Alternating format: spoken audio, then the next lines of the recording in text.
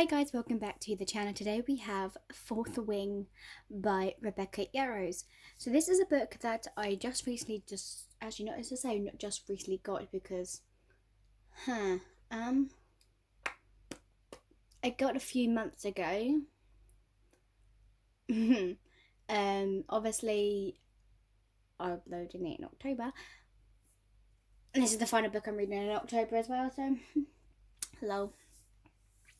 But when I was reading this, when I was gonna get, I was like, oh, you know what? I'm gonna wait for the small reviews to tell me what about this book, and then it was everywhere. This book is amazing. This book is lovely. You should go for it. And I was like, okay, you got me interested now. I'm gonna grab this book. But I was like, okay, I'm not gonna pay 21 quid for this book. I'm just gonna wait. Then the shop I normally go into with the books will send this book for literally £11, and I went, oh yes, in my basket it goes. I picked it up straight up and I went, yep, mine. Straight up, just yep, mine. So this is the cover. It's like that shiny foiling it has. So this is beautiful. Even though I couldn't get like the Fairy edition or any other editions from a book, I'm happy to get this. I don't mind. If there is a second book or whatever, how many books there are, I have to research the author. Like I normally do, and see what's coming out. So if there is another book coming out, obviously, I'm not telling you if there's another book yet. Trust me, because I will forget about reading a book and then I'll get back to it. So that's why I'm happy that I can reread books again, because I'll forget about the books.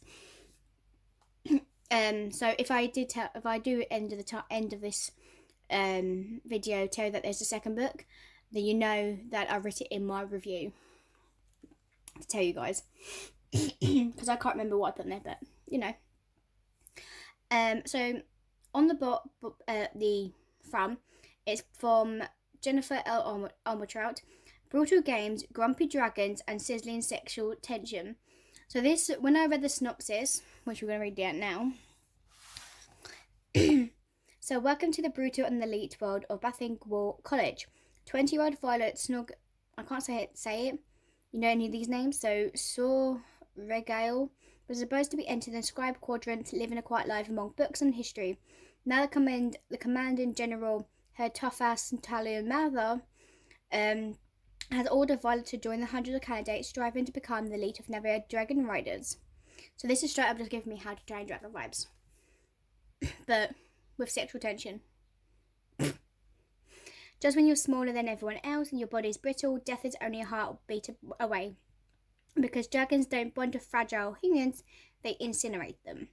With a few dragons willing to bond, then candidate, most would kill Violet to do better their own chances of success. The rest would kill her just for being her mother's daughter, like Alexander Rioson, I can't say the name, the most powerful and ruthless wing leader in the Riders Quadrant. She needs every edge of her wits can give to just see the next sunrise. Yet with every day that passes, the war outside grows more deadly and the kingdom's protective wards are failing. And the death toll continues to rise. Even worse, the fight begins to success leadership is hiding a terrible secret. So once you enter this college, there's only two ways out. You graduate or you die. Pretty much is what it said. I'm not sure what's on the book. On the back is just from other people. They said, I've never read anything from this one. Mary E. Pearson, I've heard her name, but I don't think. Lynette Noni, I have read something from her. And Sarah J. Maas, I've obviously read. And then Leo Burgo. So, let's get to my review. So, I am actually obsessed. So, mark my word, this is like the next big series. So, everyone has been, I was like, oh, okay. This book was amazing. Everyone has boasted about it, and I got my hands on it. So the writing is easy to digest. The world building is fantastic. The heroine is like an underdog, but she's totally a badass. Love that. I love how the romance develops and at a believable pace, and it's scorching. There was times where I laughed and I was crying. It was like 3 o'clock in the morning. Okay, 3 o'clock in the morning, and I'm crying. I was like, dang it, not this again. And I just fell in love with this book. This book was literally amazing. So even if I forget about the book, and I will then get to read it again whenever I feel like it. Reread it. It's weird. So we have Violet. She's a secret badass. I love her. She's a 20-year-old bookworm who expects to live her life as a scribe, but now must survive and become a dragon rider. So physically, she's She's smaller and fragile than other candidates in her quadrants, but that doesn't make her weak. So her mind is her strength, and which she needs to survive. So I love how Violet handles her situation with courage, grace, and how she creates meaningful relationships at the risk of her own heart. She's extremely relatable, and I cannot wait to see how she grows. Can you guess? Can you guess yet? Then we have Xander. This man has easily become one of my top boyfriends of all time. Even though I have a lot, and oh my god. The son of a traitor, he's out of revenge against Violet, whose mother led to his father's death. From a distance, he is scary, scarred, intense anti-hero, but deep down, this man who is loyal, caring, and wise. And this way, this man is obsessed with Violet. Come on, damn. You truly don't know what if he wants to kill her or just screw her. Probably both, but yeah, it was the things that will let this man do to me. Yeah. This enemies to lover romance was perfect, with an intense slow burn and eventually the spice. I appreciate the time it took for this two to finally get together, and when they finally do, it's explosive. I was like, I had to keep turning. I was like, excuse me, hello. And then they got to it. I was like, oh, that is my heart. Yes, thank you. This is a new adult fantasy because things X says and do go straight to your core. Okay, straight to your core. The dragon stole my heart. I cannot wait for merch for this book to come out. I'll tell you that now. I don't want to say too much because it would spoil some of the book, but they're terrifying, amazing. They have their own kind of, like, their own way of them being themselves, and they're very secretive, but it's fascinating to see how they decide to bond with humans to create a symbolic relationship that helps protect their land.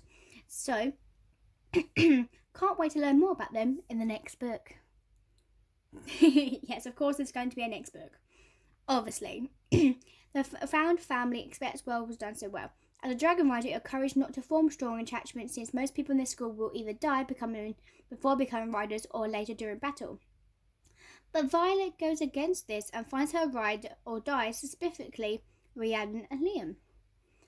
I never actually read a series focused on dragons and dragon riders, and this was a new exciting for me, so it's a little interesting to learn about the different quadrants: scribe, rider, healer, and infantry, schooling required for each. So obviously this story focused more on the rider's quadrant, which is exactly the most exciting thing to read. It was intense, it's challenging, it's cutthroating, and you literally don't know who's going to survive, if they're going to survive, who is strong enough to do this shit. I don't know, fudge in hell. And sorry, Karma's barking at the door again. So I personally don't know if I would survive myself because I'm just a weakling and I'm completely useless. Maybe if I had a friend like Violet, it would be possible. So P.S. for you Marins and Axe Bros and fans out there, you're going to love with this world, okay? I tell you that. This was amazing, okay? The ending, oh my god, was not something I was expecting, okay? It's not something I was expecting.